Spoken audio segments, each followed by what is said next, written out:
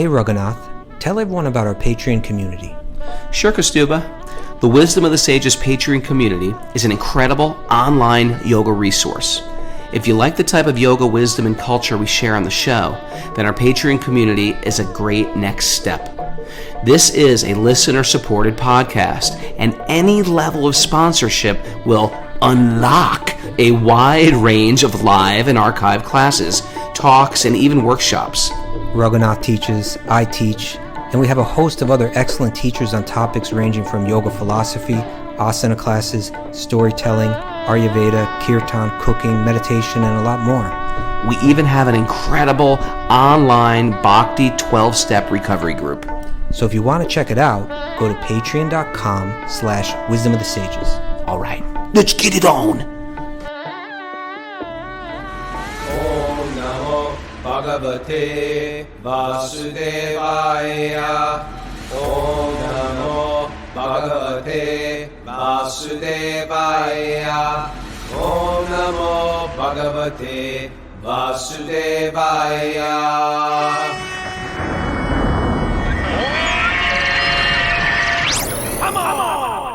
Live from New York City.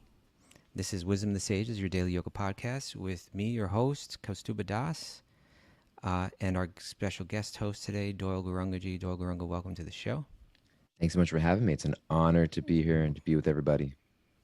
Doyle Gurunga is the executive director at the Bhakti Center and a dear friend. Always a joy to have you here. What isn't a joy is that we're missing Raghunath again. And, we all love Raghunath, and we just want to say, I just want to say, let's all just say a little group for prayer for Raghunath in your day today. He's trying to get over COVID, and he's gotten over a lot of the symptoms, but still his breath, is a little concerned. And so they're monitoring it, and we just want to make sure that, pray that he doesn't become hospitalized. Hopefully that won't become a thing. But the prayers of everyone here can certainly be influential, and may our love for him go out to him. And if you have a little time today, you can reach out and say a little prayer for Raghunath. And hopefully he'll be back soon. Okay. But Doyle, it's wonderful to have you here. Mara, it's always wonderful to have you here. And I heard you did a little cooking for Raghunath the other day. Is that right? Or was that... was it you or Bobby? We've all been cooking for Raghu. So yourself, I've made Bobby? some broth, Damodar Priya, and also Priya. Bobby. Oh, thank you guys for doing that. Trying to take good care of him. Take good care of him. He needs some help. And he was I think he was running so much, doing serving so much that he's having a little struggle getting over it. Okay. What do we have to announce today, Margie? Tell me. We have Bhakti Recovery Group meetings today at 3 and 9:30 p.m. And also today, Jamuna Jaya is doing her Fun Day Friday asana class at 5:30 p.m. for Patreon members. Well, what could be more fun than being with Jamuna Jaya? She will definitely lift your spirits, right? Without fail. She just walks in the room and everybody's like, oh, life is good. She's like that. She's got such a... I'm sorry. I gave you the wrong times for those Bhakti Recovery Group meetings. Okay, Nancy R is correcting me. That. 1 and 7:30 p.m. Okay, 1 p.m. and 7:30 p.m. Eastern Time. Tomorrow is Q&A day. And if you have questions, you can write them into wisdomofthesages108@gmail.com. That'll be at 8 a.m. I'm thinking, to tell you tomorrow for sure, but I'm thinking Sunday may be a day off. Not sure. And, the following Sunday, we got a really special guest, and that'll be Simon Haas, who's, a great author and very nice devotee. And it'll be great to discuss some of his books with him. So we're looking forward to that. And what else? Oh, yeah. What about Colombia? You got the dates for us for that? I do. The Wisdom of the Sages retreat is, sorry, give me 1 second. It's, no problem. There's a yin training. And the Wisdom of the Sages retreat is January 12th through the 21st in Colombia. 12th? In Cali. Okay, January 12th through the 21st. That's news to me. Okay. And then before that, there's like a yin yoga training with Raghunath and Bobby? Yeah, that's right. And that starts that's January 2nd through the 10th. Okay. And then after that, there's something going on too with Madhu, kirtan thing? Yeah, there's a kirtan. I don't have the dates for that in front of Okay, me. but it would be after the other one. So what was that? Yeah, the Is end it of 12th to January. 21st? Is that what you said? Yes, Okay, yes, that's 12th to right. 21st is the wisdom of the sage. That we're going to do cool stuff. We're going to go to beautiful places in nature and do meditations and get into Bhagavatam and get into the holy name and have fun and eat delicious fruits and be in nature and be with each other. And it'll be a really nice way to escape the winter too.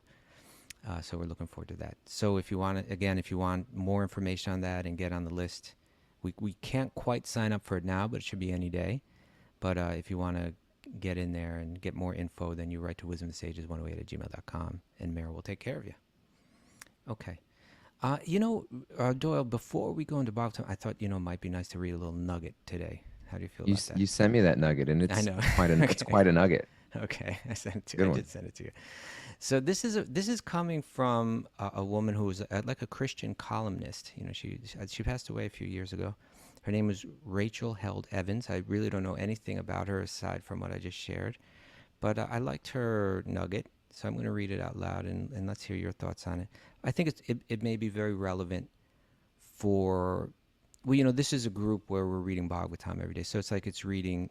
We in Sanskrit we say Shastra. In English equivalent might be scripture. A sacred text that people invest their faith in. And I thought this might be relevant for us to read. So she writes, if you are looking for verses with which to support slavery, you will find them. If you're looking, and of course I believe she's speaking about the Bible here. I'm sure she's speaking about the Bible. If you're looking for verses with which to abolish slavery, you will find them. If you're looking for verses with which to oppress women, you will find them. If you're looking for verses with which to liberate or honor women, you will find them. If you're looking for reasons to wage war, you will find them. If you're looking for reasons to promote peace, you will find them. If you're looking for an outdated, irrelevant, ancient text, you will find it. If you're looking for truth, believe me, you will find it. This is why there are times when the most instructive question to bring to the text is not, what does it say? But what am I looking for? I suspect Jesus knew this when he said, ask and it will be given to you. Seek and you will find. Knock and the door will be opened. If you want to do violence in this world, you will always find the weapons. If you want to heal, you will always find the balm. Rachel Held Evans. Any thoughts about that, Toyoji? It's beautiful. I think it's quite a nugget. And my initial thought that had come up is that we have these prayers even in our Vaishnav culture. We say, when I came on this morning, you greeted me and you said Vancha Kalpa Trubhyascha Kripa Sindhubhya Eva Cha. We have these prayers to greet devotees, and we say that devotees are like a desire tree. Yeah. Desire tree meaning that there's anything you wish, it will give it from you. And Vedic literatures or sacred literatures or great devotees are sometimes compared to these desire trees.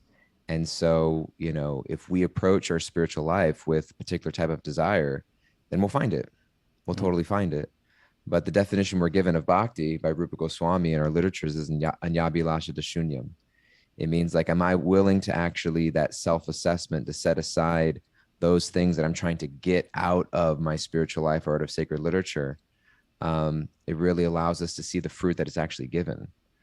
And so I think that it takes a lot of maturity, and it's not easy. And I think it also, it's also interesting when we look at the definitions of various advanced levels of devotees, Kanishta Adhikaris, Madhyama Adhikaris, or Uttama Adhikaris, about their in some of the literatures of our acharyas is about how deeply we understand scripture and our ability to be shaken by various viewpoints, because we hear something over here, we hear something over there.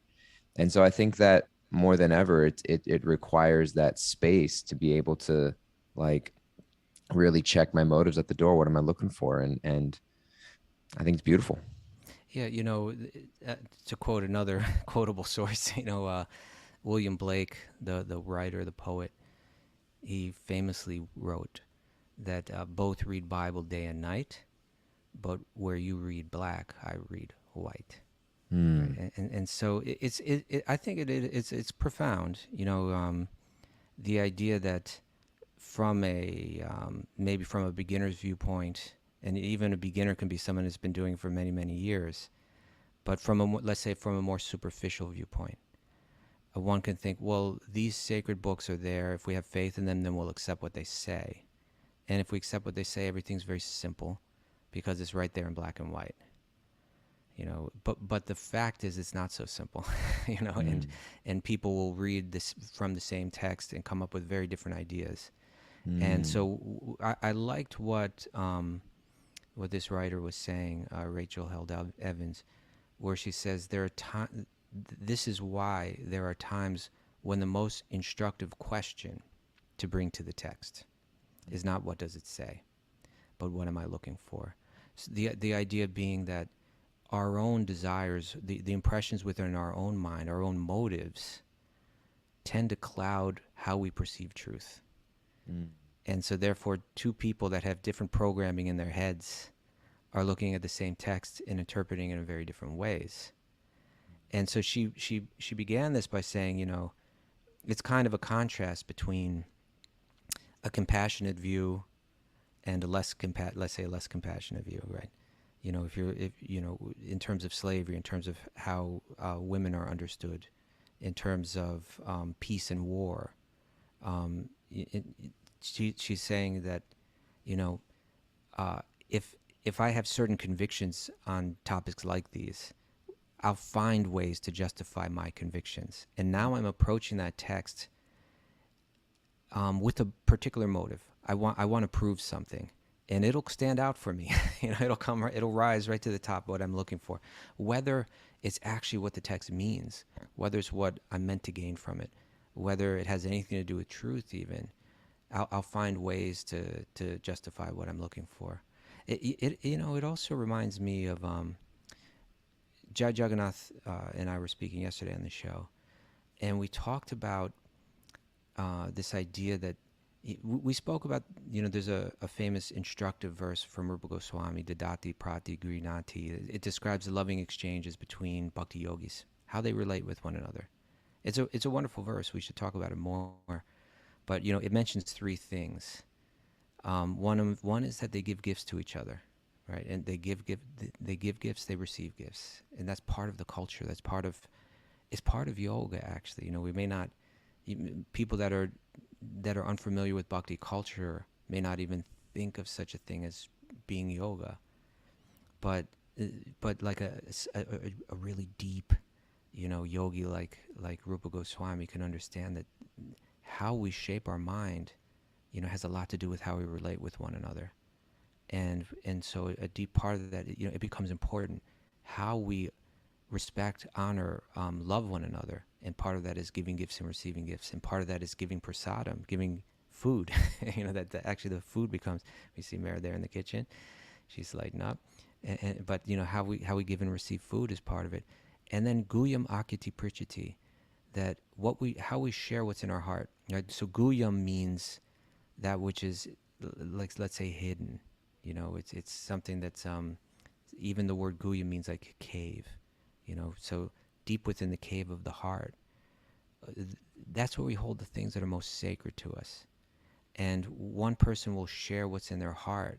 They might not share with anyone, but they'll share it with a person who they feel is qualified to understand it, who they feel is ready to understand it, who they feel has the right, who's coming in with the right mindset, who's not necessarily coming in with a motive.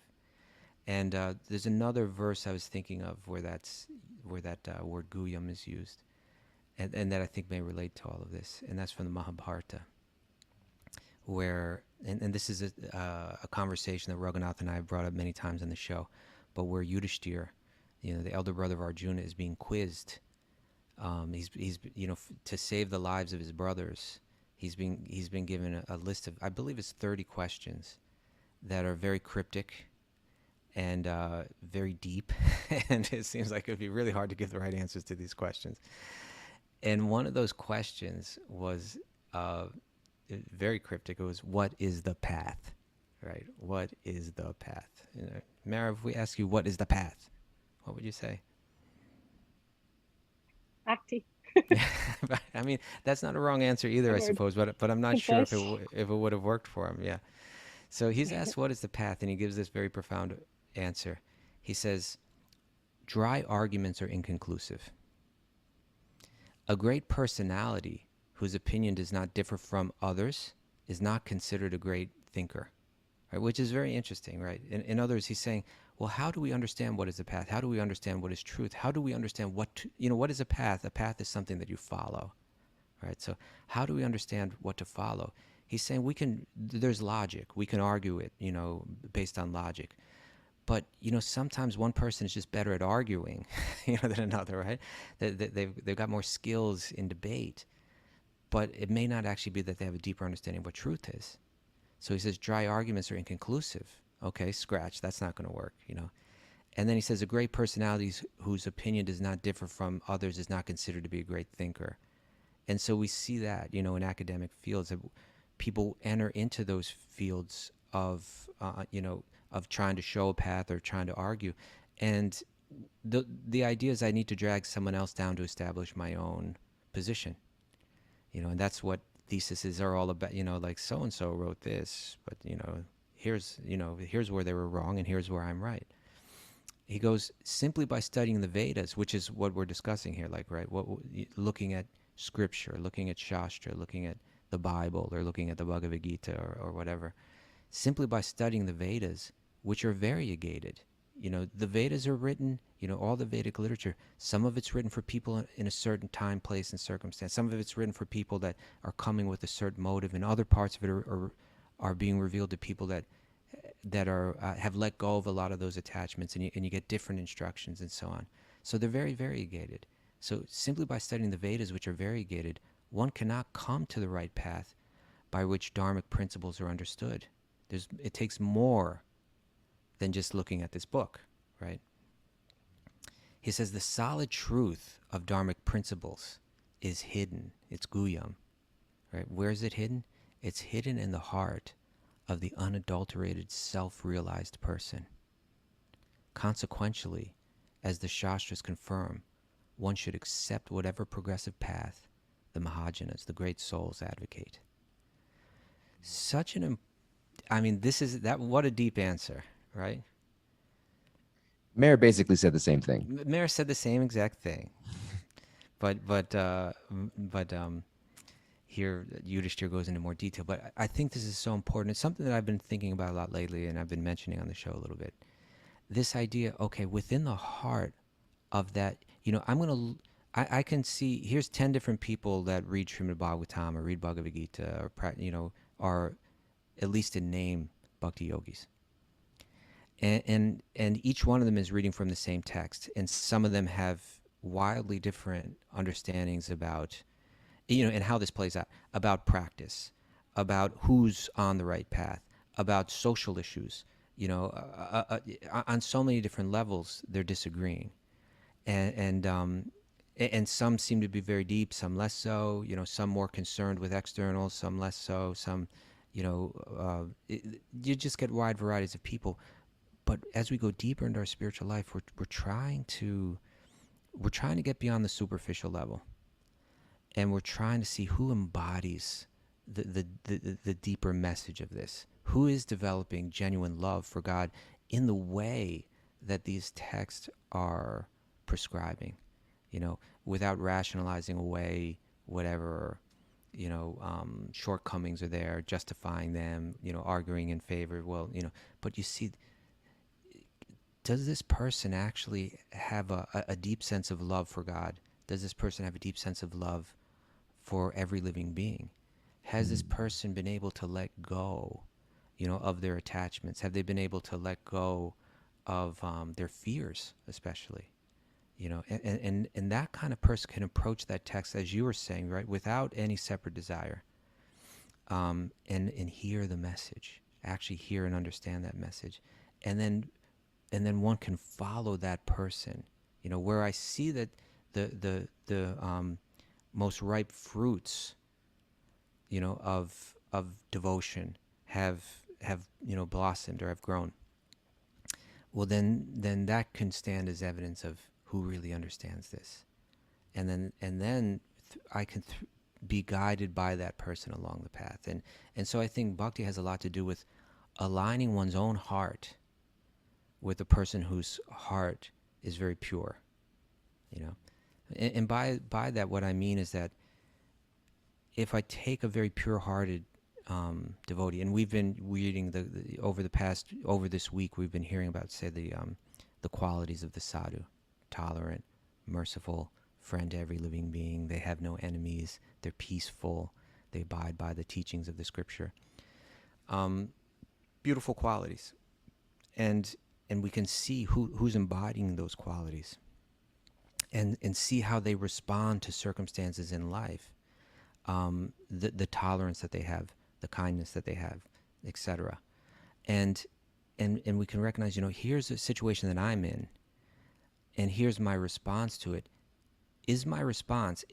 Are my emotions, are my feelings and my convictions in the circumstances that I'm going through life, are they consistent? Are they parallel with this person who I admire? Or to be more aligned with their heart, do I have to let something go? Do I have to take a deeper look at myself, see if there are flaws there, see if there's something lower within myself that I need to let go of in order to be aligned? Or is it that I'm not willing to take that look, and I'm saying, well, this person just doesn't understand, and so I'm not willing to kind of do whatever it takes to have my heart aligned with that Mahajana, right, with the great soul. It seems to me like this is where the practice starts to get deeper, where you really are willing to take a deep look at oneself and let go of what needs to be let go of, and for this process to really take off.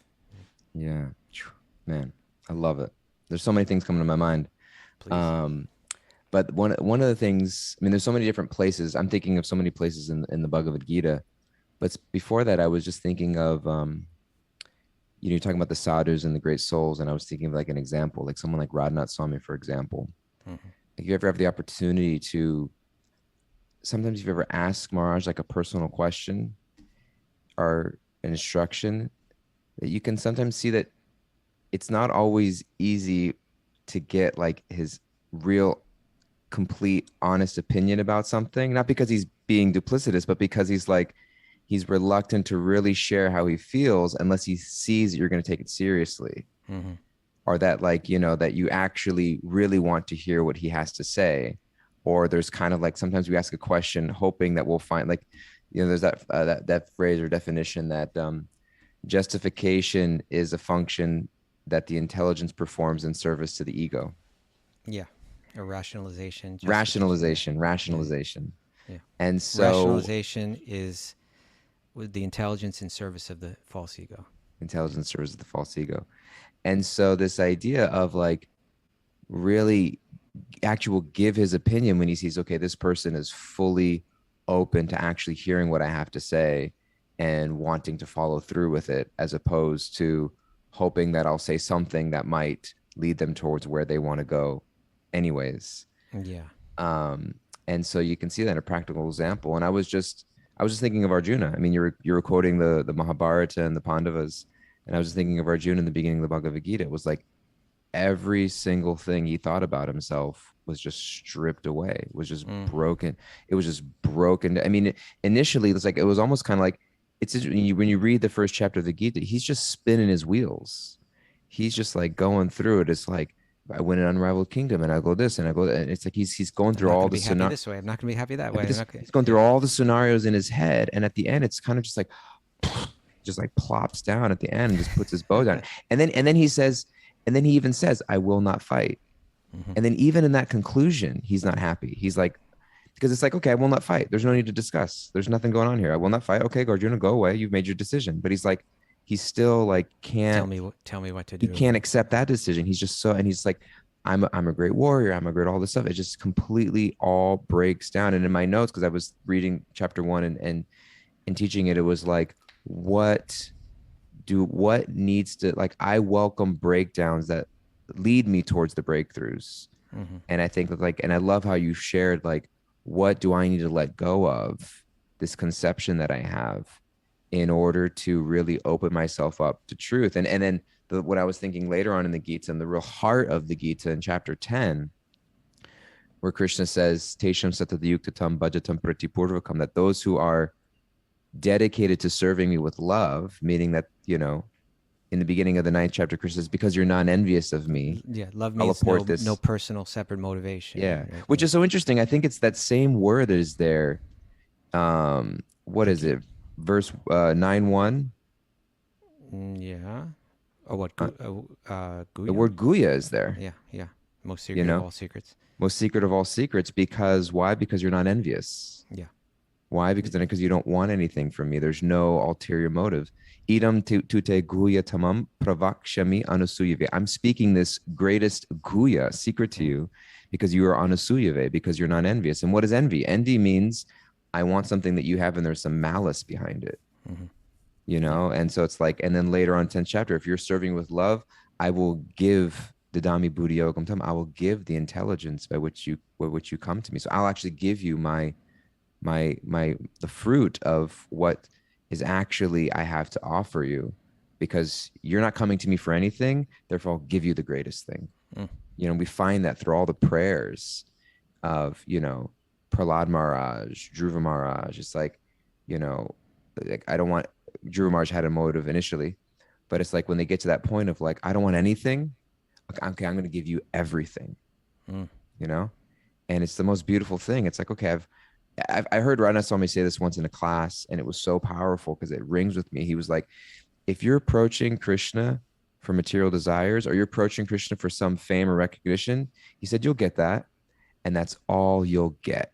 Right, that's he just said it in ways like as if like, it's just like you just were given like a few, dried pieces of whatever. And like, you're missing out on this great treasure, this great feast. And so, you see throughout the Bhagavatam, people who don't want anything from Krishna, and they're just given everything over and over. It's like a Zen-like principle. Total Zen. Yeah. Zen-like principle. Yeah. Now you quoted the verse Tesham Satati Yuktanam. This is verse, what is it, 10:10? 10:10. And our friend little Karuna, she says she knows that verse. Karuna, could you chant that verse for us? I'm trying to unmute you. Where'd you go? Over here. There she is. Good morning, Karuna. Good morning. Karuna is our friend in Lebanon, and she likes to learn verses from Bhagavad Gita. Let's hear it, Karuna. Okay. Tesham satata yuktanam bhajatam pritipurvakam dadami buddhiyogam tam yenamamupayanti te. Excellent. And translation? You're not learning the translations, or do you know the translation? Okay. That was fantastic. It's just like when I was younger, me and my mom, she would on a piece of paper she would write down like different verses that I know, and I used to know the translation, but now I don't. Okay, you'll get it back. Thank you very much, Karuna. It's okay. Because you're saying it with so much love, Krishna will illuminate the translation and meaning within your heart without any additional effort. That's right. Now, Mara, that's 2 she's got down there. The 2 that we know of. I think she knows like 11 of them or something like that. So 11 or 12 verses. So pretty good. Doyle, you were saying some great stuff. That you said a phrase, I welcome the breakdowns which lead to the breakthroughs. Was that spontaneous? Did you just come up with that spontaneously? I've come up with it in the last week or so, because I was going through this Gita summary, and I've been pulling out like a main lesson and an affirmation for each chapter, and that was the affirmation I created for chapter 1. Nice, very nice. Yeah. Okay, so let us move on to the Bhagavatam. We'll chant our opening magic mantras. Narayanam namaskritya naram chaiva narotamam devim sarasvatim vyasam tato jayam udirayat. Before reciting this Srimad Bhagavatam, which is the very means of conquest, one should offer respectful obeisances unto the personality of Godhead Narayana, unto Narayana Rishi, the supermost human being, unto Mother Saraswati, the goddess of learning, and unto Srila Vyasadeva, the author. Nasta prayeshva badreshu nityam bhagavata sevaya bhagavati utama shloke bhaktir bhavati naishtiki. By regular attendance in classes on the Bhagavatam, and by rendering service to the pure devotee, all that is troublesome to the heart is almost completely destroyed, and loving service unto the personality of Godhead, who is praised with transcendental songs is established as an irrevocable fact. Om Jnanatimirandasya Jnananjana Shalakaya Chakshur Unmilitam Yena Tasmai Shri Guruve Namaha. I was born in the darkness of ignorance, and my spiritual masters have opened my eyes with the torch of knowledge. I offer my respectful obeisances unto them. So today we are reading from the Srimad Bhagavatam. We are in the third canto, and we are in the 25th chapter, which is entitled The Glories of Devotional Service. And now we are hearing Kapila Dev, who is Lord Vishnu himself, speaking to his mother, who is named Devahuti, and he's going to give her some wonderful instructions about, really it's about the different yoga system. What's going to come out in these chapters that wind up and end the third canto is that Lord Vishnu, again in the form of Kapila, is going to validate different yogic paths, but he's going to also show how, and it's really coming up right now, it'll be expanded on later, but he's really showing how bhakti is where these paths are ultimately meant to lead. And the path of bhakti is the easiest to practice to get there because it's direct. And the other yogic paths, specifically the path of Ashtanga Yoga, wherein it's a very meditative path, and the path of Jnana Yoga, which is a very analytical path, that these are valid paths, but especially when there's bhakti blended into them, do they become, does one get the full effect of them, or do they become, it makes them easier, and it brings one more directly to the goal of them all. So yesterday we heard a very famous verse with Jai Jagannath, and that was Satam Prasangam Mamavirya Samvido. This is verse 325-25. And this is a verse that describes pure bhakti. Bhakti that's not mixed with Ashtanga Yoga, that's not mixed with Jnana Yoga, that's just the activities are 100% directed at connecting with, developing love for, pleasing Krishna. So that verse said, in the association of pure devotees, discussion of the pastimes and activities of the Supreme Personality of Godhead is very pleasing and satisfying to the ear and to the heart. That's an activity that you don't do it for any other reason. It's an activity that is 100% directly connected. The activity of itself, sometimes there's an activity and we engage that, we connect that activity with bhakti.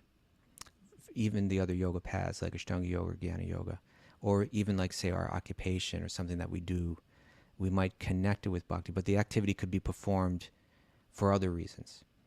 But this activity is pure by nature. It's bhakti, hearing and chanting the pastimes of the glories of Krishna. So he says they become very pleasing and satisfying to the ear and the heart when it's done in the association of pure devotees. By cultivating such knowledge, one gradually becomes advanced on the path of liberation, and thereafter they're freed, and their attraction becomes fixed, and then real devotion and devotional service begin, which is very interesting because it's showing the nature of bhakti is that it's done in the beginning as a practice, as a means to an end, but even in the end, you're doing the exact same thing. So you're hearing and chanting with devotees as a practice in the beginning, and then when you've achieved that, then it becomes real devotion and devotional service, but you're still doing the exact same thing. Okay. So now we'll hear some more verses. Text 26 is going to have, it's interesting because different people translate these verses differently. There's certain understanding in there. Srila Prabhupada, he's kind of commonly, he'll take a verse and he'll translate it in a way that's pointing us straight to bhakti all along. And other translators of these verses may point out some other nuances in them. Srila Prabhupada sometimes he doesn't even want to get us involved in the nuance. He just wants to take it straight to bhakti. So when you read these translations from Prabhupada, it sounds like he's talking about the same bhakti. Whereas some will say text 26, it's a description of Ashtanga Yoga blended with bhakti, right? So we can call that Yoga Mishra Bhakti. And text 27 is Jnana Yoga mixed with bhakti. So we can call that Jnana Mishra Bhakti. But as we read Srila Prabhupada's translations, he's kind of, maybe in the commentaries he'll mention that kind of thing, but in the translations, it sounds like it's a continuation of the previous verse. So in other words, what I'm saying is that text 25 talks about pure bhakti. Text 26 talks about Ashtanga Yoga mixed with bhakti. Text 27 talks about Jnana Yoga mixed with Bhakti. But when we read Prabhupada's translations, it sounds like he's just saying that the text 26 and 27 are continuations of text 25. But let's hear text 26. And let's look at the language, because the language is easy and is interesting, and it's some of that yogic, like Ashtanga yogic language. Translation is, thus, consciously engaged in devotional service in the association of devotees, a person gains distaste for sense gratification, both in this world and the next, by constantly thinking of the activities of the Lord. This process of Krishna consciousness is the easiest process of mystic power. When one is actually situated on the path of devotional service, they are able to control the mind. It's a beautiful verse, huh? Any thoughts, Doyle? Are you muted? I had muted myself. Okay, there you go. This constantly engaged in devotional service in the association of devotees, a person gains distaste for sense gratification, both in this world and the next. By constantly thinking about the activities of the Lord. I mean, it's interesting. I was quoting Bhagavad Gita 10:10, and the verse right before that in 10:8 is talking about when devotees associate with each other and share with each other. And 10:9, right? 10:9, yeah, exactly. And so just kind of relating it to the nugget that you shared earlier, I was just thinking about, in order for us to really, we oftentimes take on the desires of the people around us, or we kind of start to, the people that are influencing us really kind of start, we develop a desire to kind of go along with the flow of the people that are around us. And therefore, over and over again, we're this idea of practicing devotional service in the association of other people who are seeking the same results. Mm-hmm. And I think even in the context of the nugget that you shared, like even when we're practicing bhakti, we can find ourselves surrounded by people with various desires of what they're looking to get out of. We find that common denominator. And I think it just, for me, what's coming up is being very careful or being very intentional. I mean, uses the word consciously, intentional about the association that we take. Because you said that my own view of reality can cloud my ability to perceive truth. And also the people around me also will cloud or clarify, magnify my ability to perceive truth. So I was just appreciating that little point that Prabhupada mentions there and is in the verse, that they go hand in hand. Well, it's interesting because Prabhupada builds that into this verse because he's connecting with the previous verse, which was about association with devotees. Right. Whereas like the other translators that are highlighting more separating the two, Prabhupada's saying, okay, this verse is about Bhakti Yoga, and I'm going to even translate this verse in terms of Bhakti Yoga. Whereas the other ones that are translating in terms of Ashtanga Yoga, you don't find a mention of doing it with other devotees here. But what you do find, because generally Ashtanga Yoga is a path that's practiced in isolation. Right. But what we do find, what's transforming that path, and what here it's saying is making it easier, right, is that it says chittasya yato grahane yoga yukto. So the chittasya, the mind, yata is engaged, grahane is being, and it's being controlled, then yoga yukta, situated in devotional service, right? And how so? He says, by mat rachana, by meditating on my activities. It says creation and so on. So like Krishna's activities, like all that stuff they read about in the Bhagavatam, beginning with creation, but everything beyond that as well. This Ashtanga yogi, rather than just trying to empty the mind, has brought the mind to Krishna. Here it says bhaktya, by devotional service, puman, a person, jata viraga, having developed a distaste, indriyat, for sense gratification, right? In both types, it says drista and srutat. Drista means that which I see in this world, as well as that which I've heard about described in the scripture, like the heavenly planets and all that. I've decided I'm not interested in that anymore. I've let go of that, and it's been made easy by meditating on Krishna, by thinking about Krishna, by becoming attached to Krishna. It's become easy to let go of my desire for the things of this world. And so let's hear some of the commentary. Prabhupada writes, in all scriptures, people are encouraged to act in a pious way so that they can enjoy some sense gratification. not only in this life, but also in the next. So within all the different spiritual traditions, some people are approaching God for the things of this world. Right? And in this tradition, that idea is called karma. That's like a karmic way of thinking. Let me be good in this world so I can get good reactions, enjoy good karma, and try to live happily here. For example, one is promised promotion to the heavenly kingdom of higher planets by pious fruitive activities. And that's something that we'll find in the four Vedas is especially emphasized. It's, when we say heavenly kingdom here, it's a little different than the biblical idea. The idea is that within this universe, there are higher places to go where there's greater enjoyments. And if you build up a bank account of good karma, if you're pious, if you're kind, if you, through ritual, express your gratitude to God, then in your next life you could take birth in a place where there's far greater enjoyment. But then it's like a bank account. You kind of spend your credit, and then you come back down in your next life. It's like going to Dubai. Have you been to Dubai? Is it like that? Is it a heavenly planet? No, I've only heard, just like I've only heard of the heavenly planets. Okay. Yeah, we're just like going on vacation anywhere, right? We go to some beautiful place, and then at a certain point, we spent our money, and we have to go back to work, and we fly back home. So he says, so for example, one is promised promotion to the heavenly kingdom of higher planets by pious fruitive activities.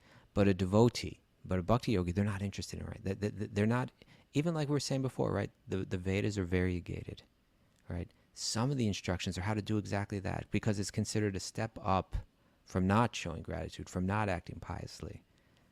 But for someone that's going deeper, they're going to recognize that those instructions about trying to find the pleasures of this world or the higher planets, that I'm not so interested in that. That's a more superficial spiritual understanding. I want something more.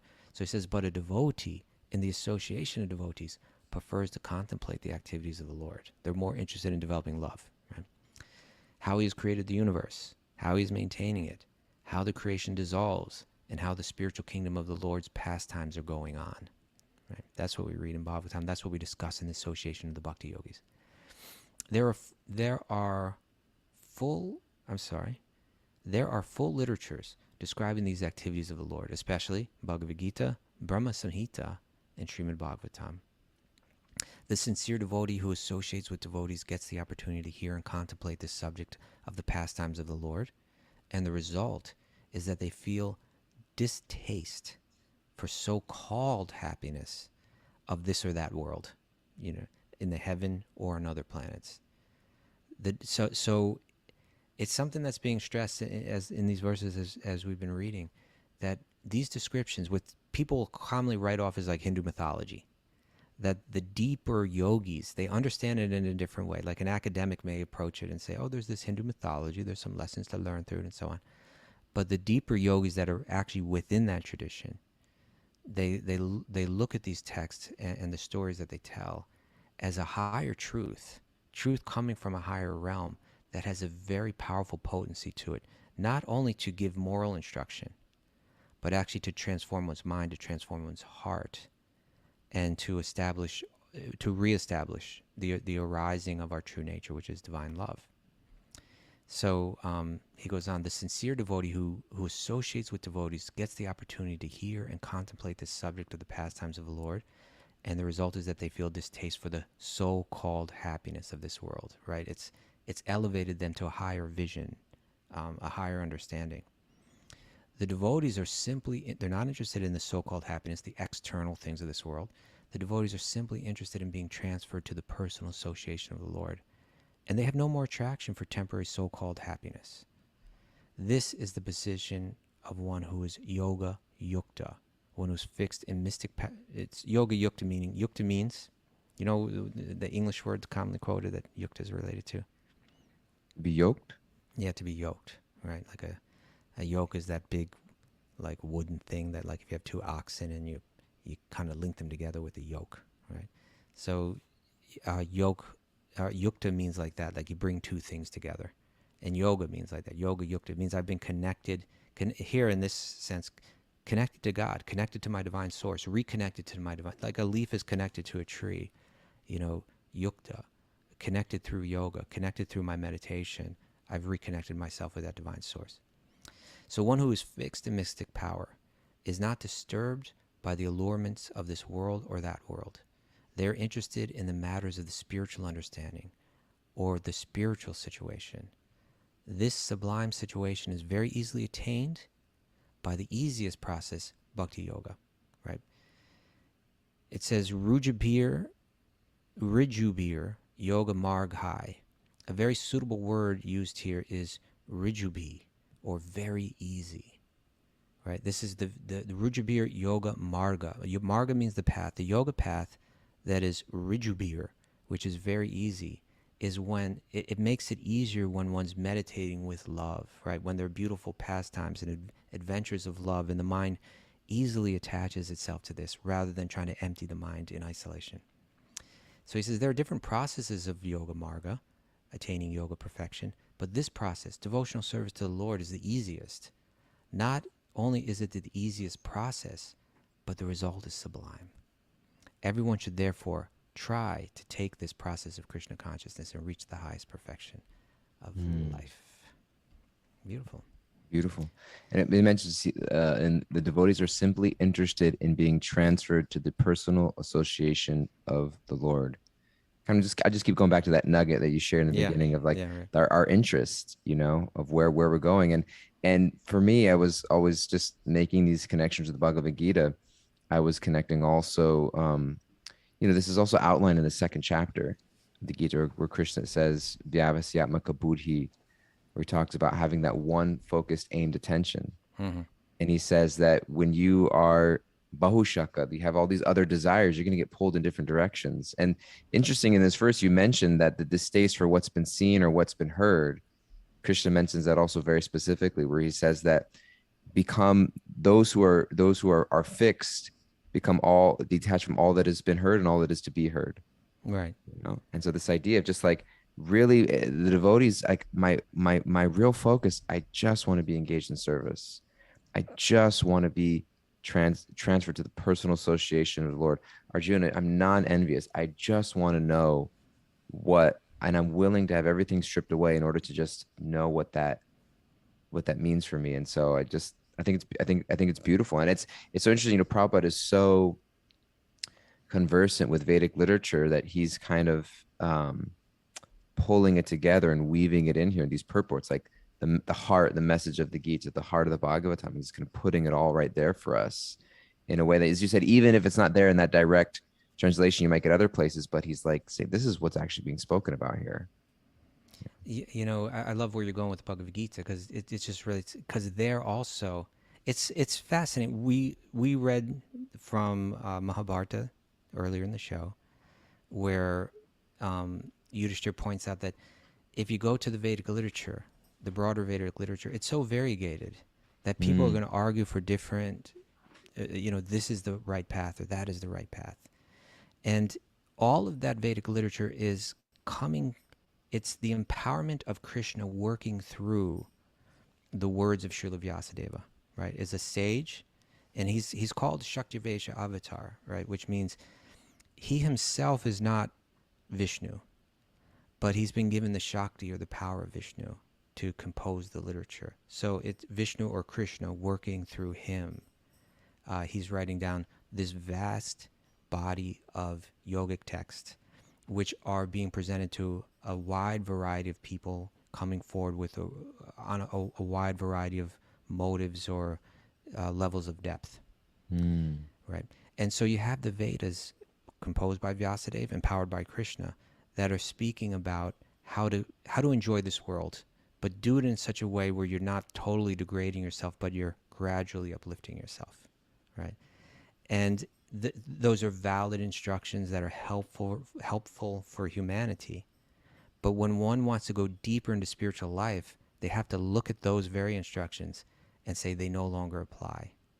Right? If I want to go further, these instructions no longer apply. And that's what happens to Arjuna, who's grown up in a Vedic culture, who's seen the rituals, who's understood the purpose of them and seen them as holy. But he's confused at this point, and his situation in the Bhagavad Gita is indicative that although that is a gradually uplifting path, ultimately it leads to confusion and misery. And Arjuna is feeling that misery. He's thinking on that karmic level, right? Like, if I fight, I don't think I'll be happy. I won't be able to enjoy this world. If I don't fight, if I win, I won't be happy. If I lose, I won't be happy. And Krishna's saying, where's this kind of thought coming from? Isn't it better just to do what's right, and not be worried about what I enjoy or not enjoy, on a worldly level? Isn't that a higher kind of thing? So he's encouraging him to become fixed. So the verse that you quote said that those who are on this path, the path, you could say at this point in the Gita, Krishna is speaking about the path of nishkama karma yoga, right? That I act, which is bhakti yoga can fit under that umbrella, right? Where I'm doing my duties in this world, which we can call karma yoga, but I'm doing them without any kind of material motive, nishkama. I don't have any material desire. I do it because it's the right thing to do. I'm not trying to get some result for it. So he says, those who are on this path are resolute in purpose, and their aim is one. O beloved child of the crews, the intelligence of those who are irresolute is many-branched. So once I get focused on my spiritual path, I realize that by carrying out this spiritual path, all purposes are served, right? Yeah. And then he goes to kind of like critique Arjuna's holding on to the lower teachings of the four Vedas. And he says, men of small knowledge are very much attached to the flowery words of the Vedas, which recommend various fruitive activities for elevation to the heavenly planets, result in good birth, power, and so forth. All the material things that you can get from being a pious person as a result of good karma. Being desirous of sense gratification and opulent life, they say that there's nothing more than this. And then the big yoga verse, right? Now he's going to talk about you won't have peace of mind with this. You won't have samadhi. Yeah. In the minds of those who are too attached to sense enjoyment and material opulence, even that which is being prescribed in the Vedas, right?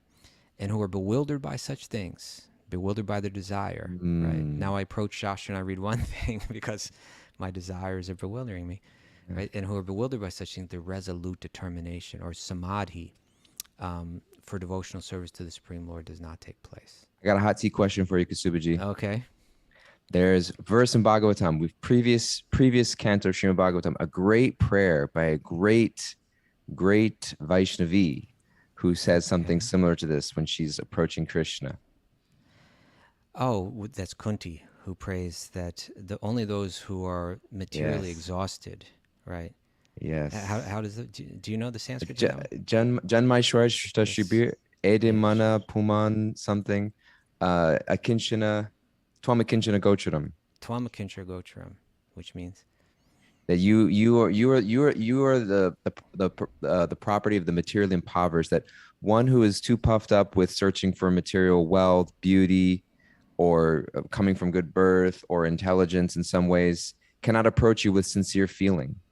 You are easily approachable by those who are materially exhausted. One who is right? One who is enamored by these things cannot approach you with sincere feeling, because I'm approaching you I'm approaching you. I have something else. I'm not coming in as Arjuna was coming in anasuyave with that, and therefore dadami buddha yogam cham. You're not going to give me that real reward. And so she's saying that you're easily approachable, but only by people who are just like, I'm materially exhausted. And it's kind of like, again, that you can kind of see Arjuna was exhausted. Like he exhausted himself. For sure. He was exhausted. And it was, and it was like Krishna was, and sometimes it's just kind of like, I think sometimes we get to these places where it's like, well, if God loves me, why doesn't he do this or that for me? And what he was doing with Arjuna, he was just like, I'm just letting him exhaust himself, so you can come to that place of really like giving up all sense that I need to get something back materially so that I can actually get the greatest gift spiritually. And so like we can come relate to Arjuna's situation that sometimes like we're just in the process of exhaustion. Okay. That's what we're going through sometimes. It feels like life's falling apart. Whereas what are you doing? I'm just exhausting myself. What stage of spiritual life you're in? I'm in the exhaustion phase. Welcome the breakdowns, which lead to the breakthroughs. Breakthroughs. Get exhausted. Yeah. Exhaust yourself. And when you're finally exhausted, then realize I need an alternative, right? Yeah. approach. Yeah. Yeah. Maraji, I see you scrambling on the chat board trying to get some takeaways here. You got anything? It's true. I do. I have a couple. Okay. Align one's heart with the heart of a pure devotee. Mm-hmm. What do I need to let go of to open myself to truth? Nice. I welcome the breakdowns that lead to breakthroughs. Very important. To cloud or to clarify, choose your association wisely. Very nice. Elevate your vision, reconnect yourself to divinity, and fix your Okay. focus on Krishna. All of those work for me. All right. Thank you, Mara. Thank you, Doyle. Thank you. Thank you, little Doyle. Karuna. Thank you for everyone. Remember to is great. keep Raghu in your prayers today. Mm. And we will be coming back tomorrow at 8 a.m. Eastern Time with the Q&A day. And I think we're going to take Sunday off. But I'll tell you for sure tomorrow. Okay. And now we have the dance cam. Dance cam. And Karuna has been starring in the dance cam in recent weeks. Somebody said Really Raghunath's appreciate it. online. It's in Is the Raghu chat. here? Where is he? Hey. Hey. Let's hear a little from Raghu. Let's unmute this person. He's looking pretty good. Hi, There, bro. Raghu? Hi, How Hi, you Bo. feeling? How you feeling, brother? Pretty good. Pretty good. You look good today. Thank you. Just a little What's that? breathing. Got some have a- breathing issues. Otherwise, I feel pretty good. Yeah, we're concerned about that, but Yeah. we're feeling hopeful seeing you looking so good. Thanks. Anything you want to share?